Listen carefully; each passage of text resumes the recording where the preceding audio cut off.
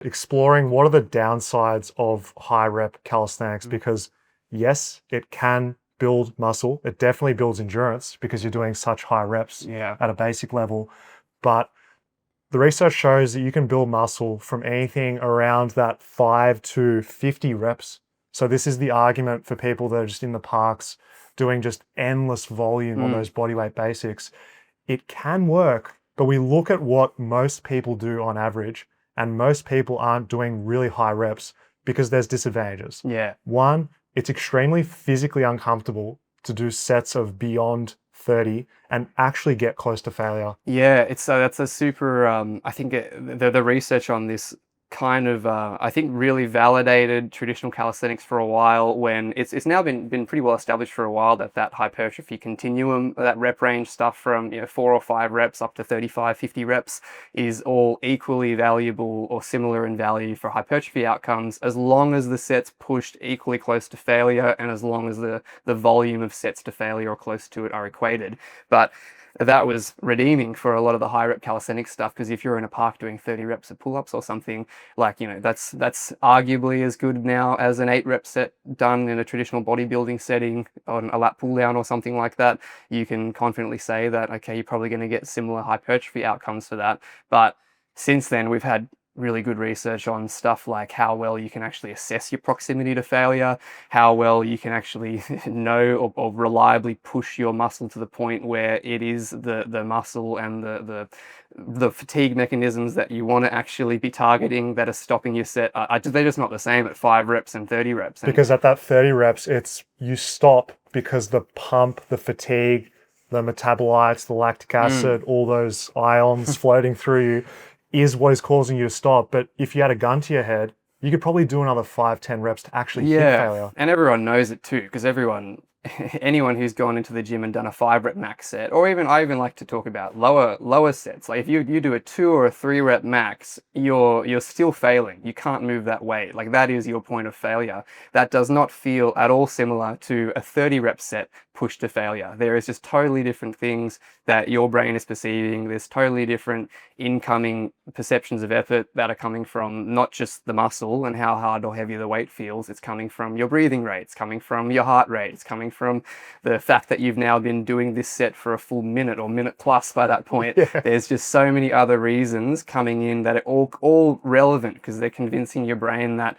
it's probably time to pull the pin. This is getting really hard. We might be risking an injury. Why don't we just cut it now? When in reality, the muscle's capacity is like you said, gun to the head. Oh, yeah. You've still got probably a couple of reps in the tank there, and that hypertrophy continuum research might not be detailed enough to really show the differences where, okay, maybe 30 rep sets close to failure are getting similar results, but I think over a long period of time for most trainees, it's not going to reliably get that same result. And that's not even talking about like managing fatigue and overall volume. This is where theory doesn't match with what actually happens in practice, because you can talk about the studies when they're highly motivated to do it and they've got someone shouting at them to keep going to that point.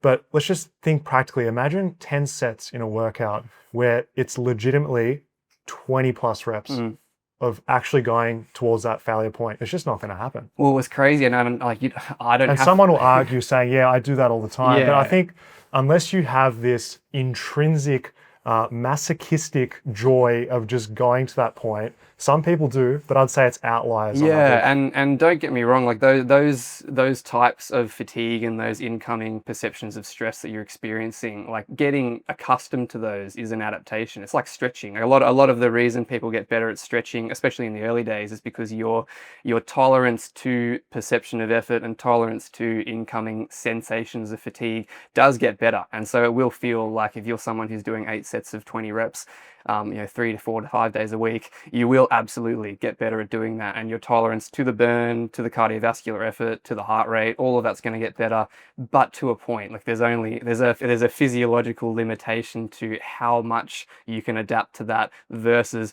taking all of that off the table in the first place and just sticking to those higher load, lower rep ranges, where no matter how good you get at tolerating those other extra perceptions of effort, if you just take them away altogether, you're going to end up with a better result. Yeah, and it's just not this all or nothing thing, because you could hear this conversation and think we're just purely hating on the high rep stuff. It's just you need to use the right tool within the toolbox of rep ranges based on the scenario. We're talking about forever trying to progressively overload with 30 to 50 reps in a bodyweight exercise for your entire routine. I just don't think that that's the most efficient or effective way to go about doing it.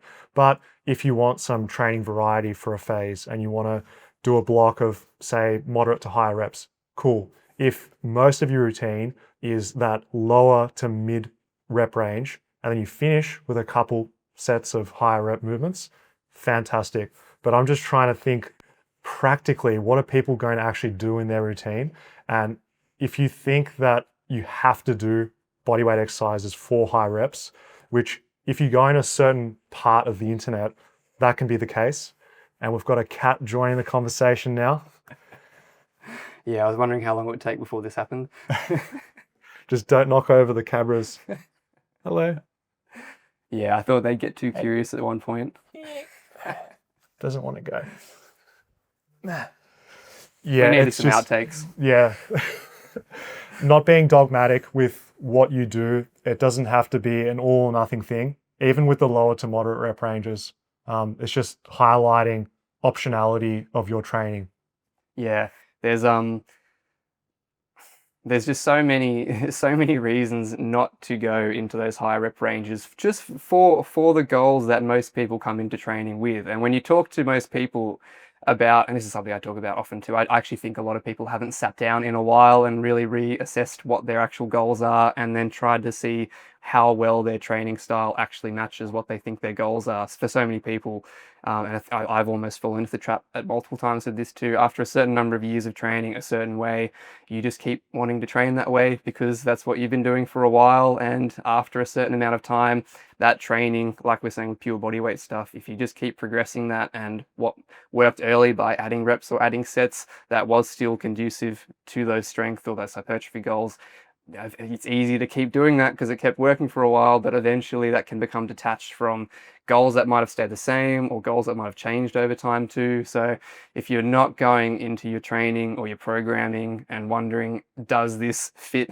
the actual goals that I have that I'm going in with, you're going to run into issues. And even for people with some endurance-based goals, like I speak to a lot of people who they like the idea of having a heavy pull-up, they like the idea of doing some advanced push-ups, but they want to also be able to get on a bar and do 20 pull-ups or 25 pull-ups or 30 pull-ups. And I don't think those two have to be completely separated. And I'm certainly biased towards the direction that training the lower end or higher end of strength, lower end of the rep ranges will translate better to those more endurance or moderate rep, high rep based goals than the other way around. And I think the research has been pretty damning in deciding that that is the case. I know we talked a bit about, I went to Bondi a couple of months ago. We had a bit of a spontaneous Nike event there. It was a fun little spontaneous comp setup, high rep stuff there. It was max set of ring dips, max set of pull ups, max set of muscle ups, a handstand hold in there, and it was super interesting to see. I knew some of the guys there. A couple of guys I knew best. They're street lifters. They absolutely subscribe to the lower end of the rep ranges, higher end of the load ranges, and me and them and a couple of other guys who perform the best on some of these ring dips and some of these high rep pull-ups, we were all the low rep strength guys and still came out with decent high reps. Like all of the two guys I knew and myself cracked about 30 pull-ups. Relax, man. Over 40 on the ring dips still. The other couple of guys who were competitive there, they weren't even endurance guys too. They were calisthenic skill guys also working on that top end strength, short static holds.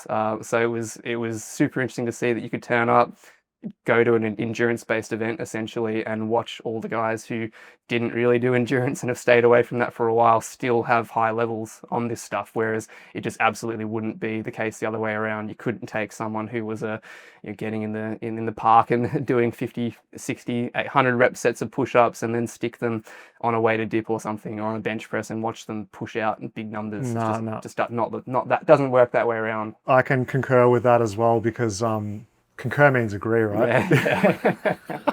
It's good to check these things. Yeah, I don't want to get fact check live here.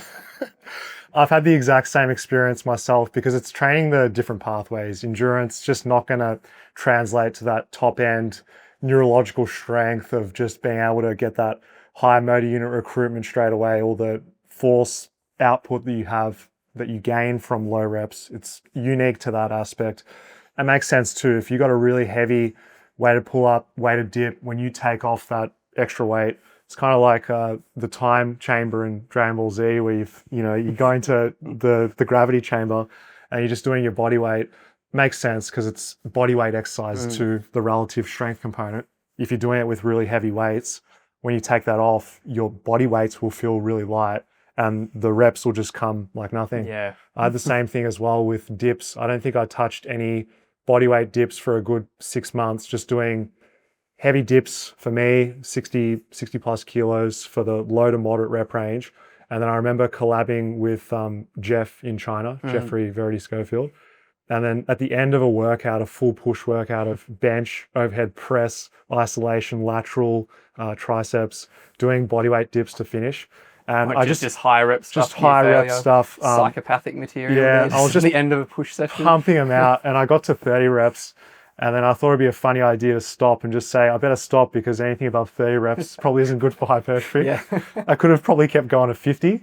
Well, weighted calisthenics. Yeah, I know you're saying that as a joke, but I mean, people do this for real, right? People will do a session and then they have. I'd love to say that was a satirical way to look at training, but that's not the case for a lot of people. People will do a whole session, and even bodybuilding style stuff, like super common. You'd get through your bigger compound stuff, even on old school bro splits, and then for no good reason, all the stuff at the end of the session, they just bump the rep ranges up. They might have been doing 8 to 10s or something, even for a bodybuilding style program, and then for some reason, the isolation stuff at the end, they're just 15, 20, 25 reps, just burning out, drop sets, and you're already fatigued. Your performance is already going to be impacted, and then you're doing the most fatiguing stuff possible. That's the hardest to push to that close to failure range where you're actually going to see some benefit.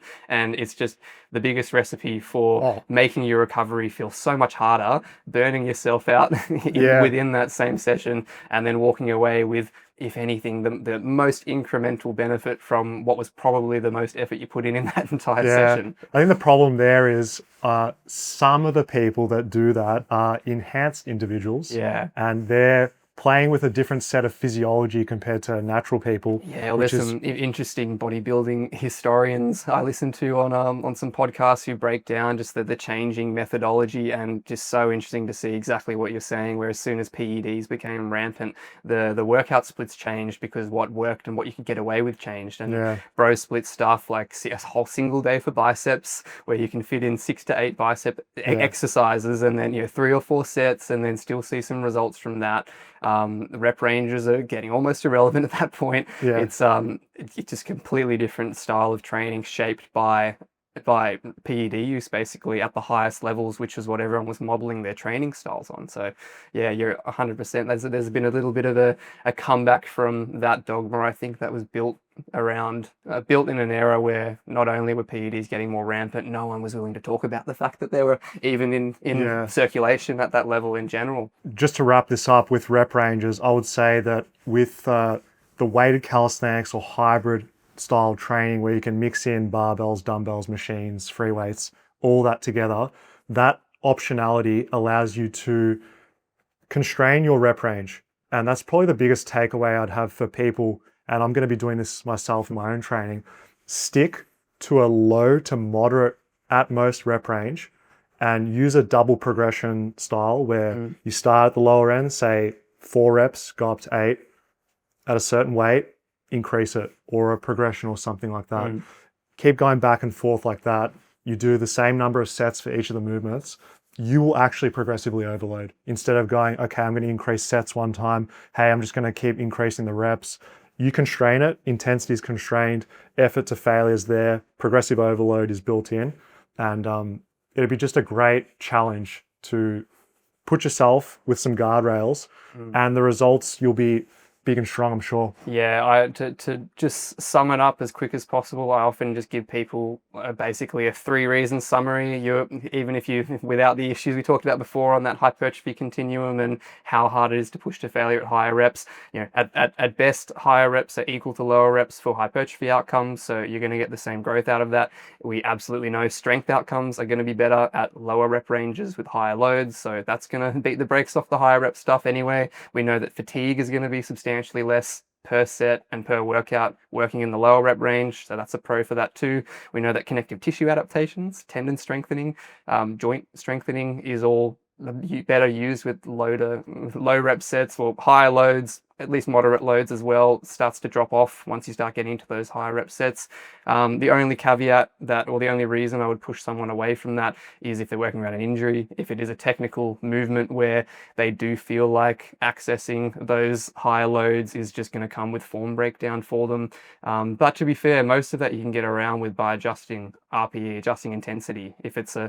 If it's a 5 rep max you're working with and you feel like rep 4 and 5 is where your form starts to break down, doing 3 reps and doing that for a few sets or tacking an extra set on and leaving 2 reps in reserve is a perfectly viable way to train. That's, powerlifters have done that for years. They get good strength outcomes from it. They get good hypertrophy outcomes from it. So might sound unconventional, but yeah, there's the number of reasons to step out of that range, unless your goals are maybe endurance based, are slim, in my opinion. Mechanical tension is going to be higher. You're going to tap into those high threshold motor units sooner. You're probably going to get more effective reps. You'll legitimately be closer towards failure with doing that. And I love the point that you said there about the adaptability through exposure. Because if you haven't spent time in these rep ranges, you're going to feel awkward and you can't expect yourself to get used to it straight away if you're not familiar with it. But this optimism of if you just are consistent and you legitimately stay within that for a good, 4 to 6 weeks, Yeah. you're going to feel really comfortable in it. Yeah, it doesn't take long. Let's do it, boys. Lower rep ranges, let's get it. I want you to click below to download my free full body calisthenics workout. I'll teach you how to get big and strong with old school bodyweight training.